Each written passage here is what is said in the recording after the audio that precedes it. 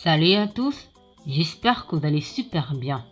Pour l'information de cette semaine, on s'intéresse aux déplacés internes. Pour le DAPROF, les déplacés internes sont déshumanisés. Depuis la guerre qui sévit dans le Nozo, force est de constater que les répercussions sont assez désastreuses sur le quotidien des populations de cette partie du Cameroun, obligées alors de tout laisser derrière elles afin d'éviter de se faire tuer d'une balle perdue. Une situation ainsi alarmiste qui interpelle les associations des droits de la femme. Pour ces dernières, offrir des formations aux jeunes femmes et leur créer une vitrine pour écouler leurs produits serait un coup de pouce donné pour leur permettre de s'insérer dans la société.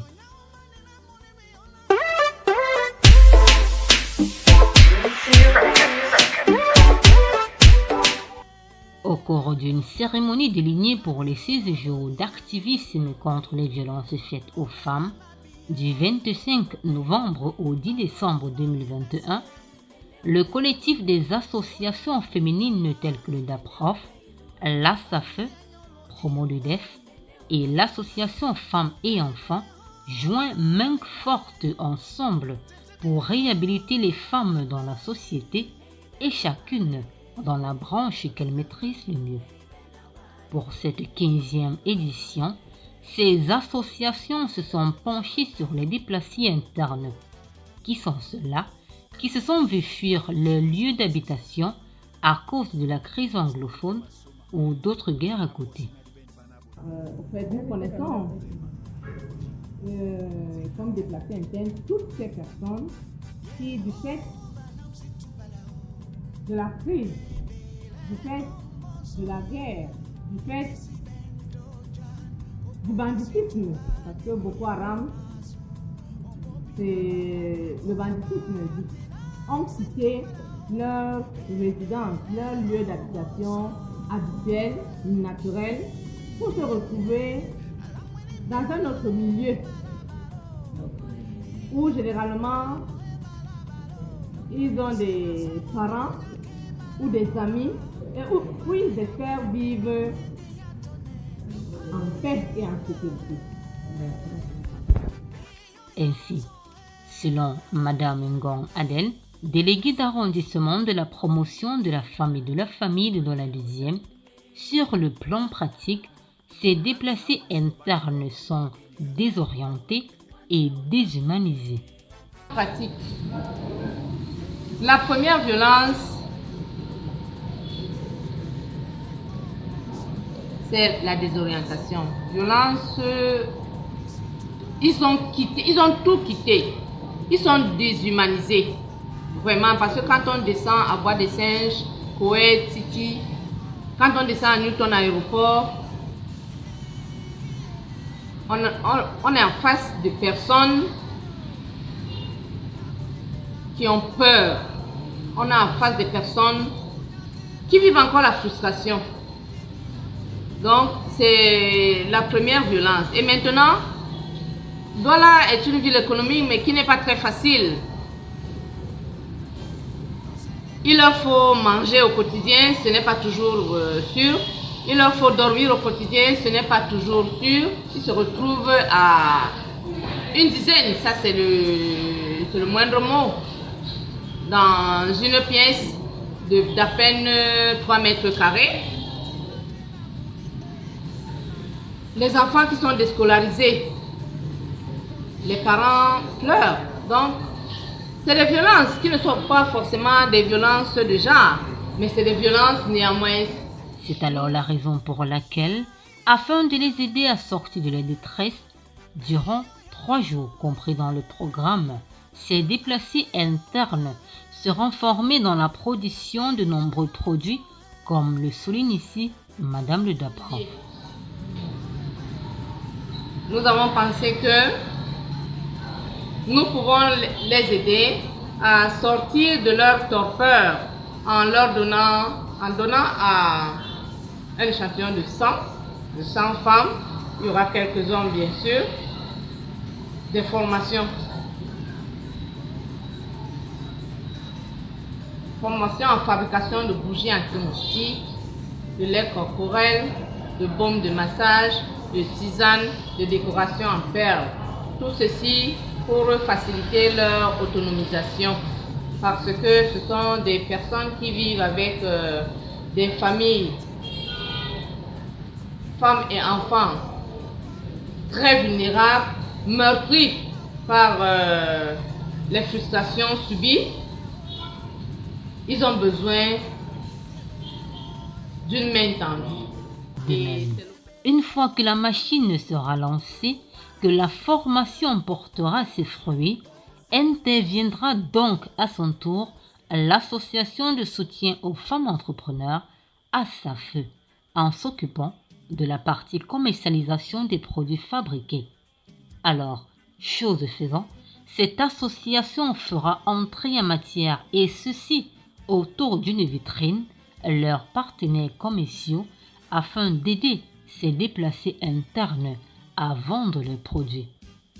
C'est le cas de le dire avec Madame Gisèle Yitamben, représentante de cette association.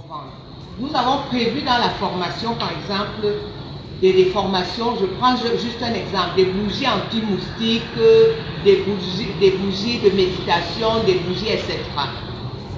Quand nous aurions pu prendre des moules d'experts pour leur dire, écoutez, voilà des moules.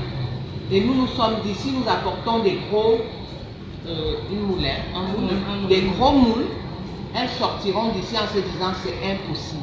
Donc nous avons amené des formateurs qui leur montrent comment elles-mêmes elles peuvent construire leur moule et pouvoir le faire. Et ce qu'elles auront fait vont être revendues et elles vont ainsi appartenir à un groupe qui pourront vendre à d'autres.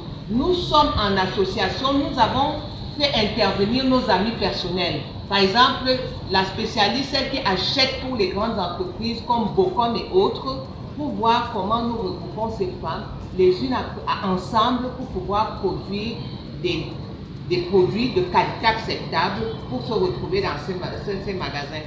Par ailleurs, savoir fabriquer quelque chose de ses mains et être aidé à les commercialiser est certainement une chose satisfaisante pour l'autonomisation financière de ces déplacés internes.